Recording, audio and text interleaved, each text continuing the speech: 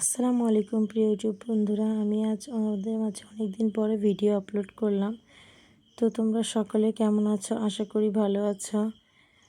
তো তোমাদের মাঝে আমি আজকে আরেকটি রান্না নিয়ে চলে এসেছি। তো এটা হলো গরুর ভুঁড়ি রান্না বা বট রান্না। তো গরুর ভুঁড়িটা আমি প্রথমে পরিষ্কার করে ধুয়ে লবণ হলুদ দিয়ে সুন্দর মতন জাল দিয়ে নিয়েছি।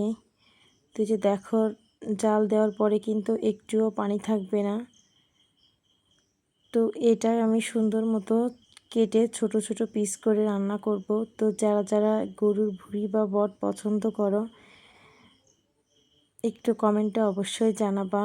আর এটা কিন্তু খেতে খুব সুস্বাদু। যেভাবে রান্না করো না কেন, এক এক অঞ্চলের মানুষ এক একভাবে রান্না করে। তো আমাদের এইখানে যেভাবে রান্না করে আমি তোমাদের সাথে রান্নাটা শেয়ার করব। এই যে দেখো, আমি কিন্তু ছোট ছোট পিস করে কেটে নিয়েছি গরুর ভুঁড়িটা। তো অনেকে বড় বড় করে কাটে, তো আমি ছোট সাইজ করে কেটে নিয়েছি। কে কে গরুর বট বা ভুঁড়ি খেতে পছন্দ করো, একটু অবশ্যই কমেন্টে জানাও। তো বন্ধুরা, অনেক দিন পর ভিডিও আপলোড করলাম, আশা করি তোমরা পুরো ভিডিওটা জুড়ে আমার সঙ্গে থাকবা। তো আমি গরুর ভুঁড়ি আলু দিয়ে রান্না করব, এই জন্য ভুঁড়ির আলুটা ছোট ছোট পিস করে কেটে নিয়েছি। তো ভুঁড়িটা আমি রান্না করব, এই জন্য মশলাটা বেটে নিয়েছি।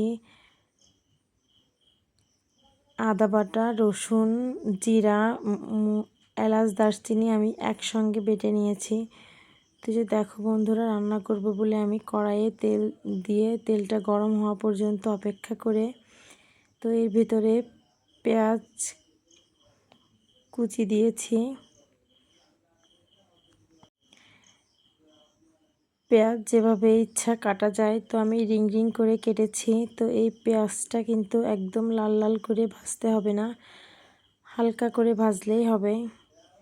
তো পেঁয়াজটা ভাজা পর্যন্ত অপেক্ষা করব। তো বন্ধুরা, যারা আমার চ্যানেলটা নতুন এখনও সাবস্ক্রাইব করো না, প্লিজ আমার চ্যানেলটা সাবস্ক্রাইব করে আমার পাশে থাকবা এবং ভিডিওতে একটা অবশ্যই লাইক দিয়ে দিবা। তো যে দেখো, পেঁয়াজটা কিন্তু অনেকটাই নরম হয়ে গিয়েছে। তো এর ভিতরে কিন্তু আমি সমস্ত বাটা মশলা একসঙ্গে করে রেখেছি, এগুলো দিয়ে দেব। এখানে কিন্তু মরিচ বাটাটা নেই, আমি শুকনো মরিচের গুঁড়া ব্যবহার করব। তো মশলাটা কিন্তু ভালোভাবে মিশিয়ে নিতে হবে।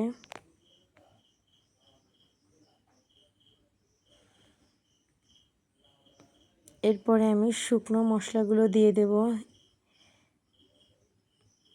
মরিচের গুঁড়া, হলুদ গুঁড়া।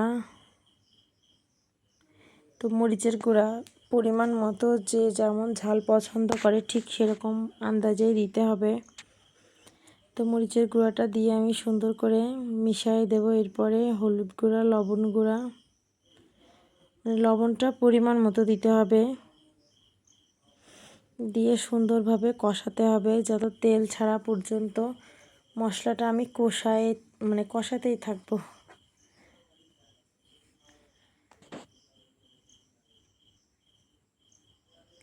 তো বন্ধুরা, যারা আমার ভিডিওতে এখনও লাইক দাওনি, তারা একটা অবশ্যই লাইক দিয়ে দিও। তো আমি অনেক দিন ভিডিও আপলোড দিই না, এখন থেকে রেগুলার ভিডিও আপলোড দেওয়ার চেষ্টা করব বন্ধুরা। তো তোমরা যারা আমার রেগুলার ভিডিও দেখতে, একটু অবশ্যই আমার পাশে থাকবা এবং ভিডিওটা পুরো ভিডিওটা জুড়ে আমার সাথে থেকো। আর যে দেখো, মশলা কিন্তু কষানো হয়ে গেছে। এর ভেতরে আমি ভুঁড়ি আর আলুটা একসঙ্গে করে দিয়ে নিয়েছি।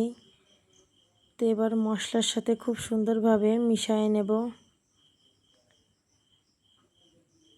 তো এই যে দেখো, মশলাটা কিন্তু ভুঁড়ির সঙ্গে মশলাটা খুব সুন্দরভাবে মিশানো হয়ে যাচ্ছে। আর এর সঙ্গে কিন্তু এই কষানোটা আমার হয়ে যাচ্ছে, কারণ ভিতরে যে তেল ছিল সেটা দিয়েই কিন্তু রান্নাটা আমার প্রায় হয়ে যাবে। তো বন্ধুরা দেখো, এটা কিন্তু প্রায় ভাজা ভাজা হয়ে এসেছে। তো আমি ভুঁড়িটা ভাজা ভাজা করব না, একটু ঝোল ঝোল রাখবো।